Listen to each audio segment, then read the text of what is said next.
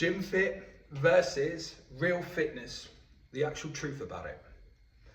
You are not as fit as you think you are. You're just really, really good at gym exercises. Most people that actually go to the gym that have this weird perception that they are really, really fit are just actually good at doing the stuff that they do in the gym. Most people are actually training for the way that they look, not actually to be able to perform well. So we're all fixated on this perception that actually looking a certain way means that we are fit and healthy, and that isn't true in the slightest little bit. Gym fitness itself is really, really controlled and it's really, really predictable.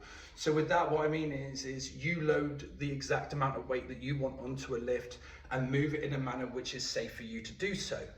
This doesn't actually mean that you're really, really fit and you're really, really strong outside of that environment. It just means that you can do something that you're good at really, really well. Real fitness itself is actually a combination of strength and endurance and resilience.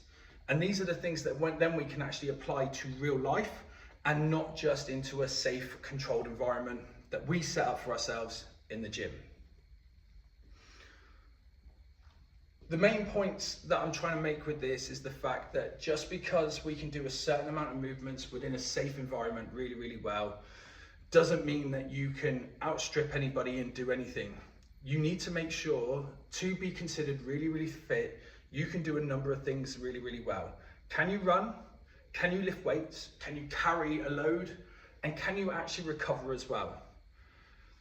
Those things there, being able to do a combination of those things, shows a level of actual fitness, not just being able to do one set in one diameter really, really well.